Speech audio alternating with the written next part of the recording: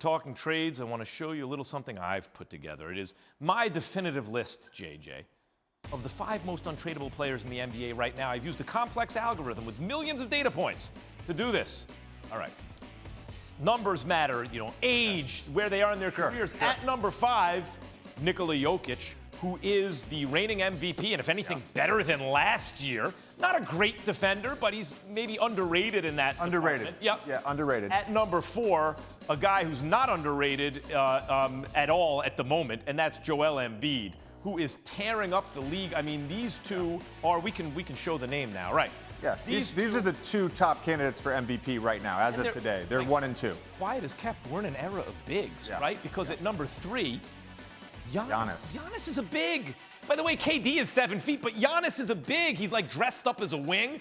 Is a big. These guys, given their age, the whole thing, given how accomplished they are, their games on both sides of the floor, you can build a championship team around them, you think.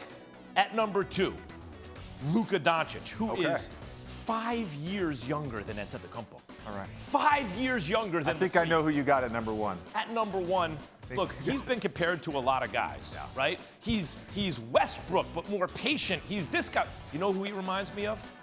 He reminds me of a young Jordan. When you put your eyeballs on him, you go, what the hell did I just see? When you look at the numbers, you go, oh, whoa, how old is he? He's doing what? And then he's winning on top of it. I think he is the next face of the league. I thought it would be Luca. Now I think it may be Ja. He has even more athletic upside, it looks like. What do you think of the list? I have no argument with these 5 guys being the 5 most untradeable NBA players. I agree with this list. We can argue all day about semantics and where guys rank in this.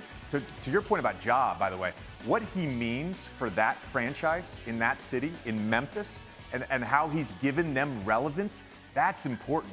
I would add 2 guys to the conversation. Number 1 would be Steph Curry. The reason is what he's meant to that franchise, still playing at an MVP level, still on a contending team. I put Steph as a consideration. The other guy in this sort of age group, right? All these guys are, I think, 27 or under, is Devin Booker. 25 years old. He's proven he can be the best player on a championship level team.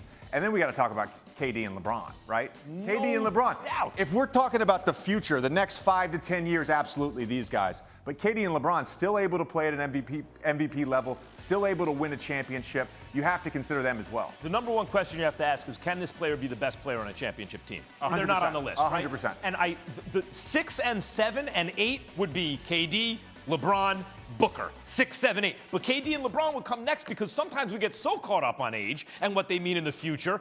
Right now, I think KD and LeBron are better than all these guys at the moment if they're on the floor. I think this is the challenge right now in team planning and building for the future because the NBA seems so fluid right now, year to year.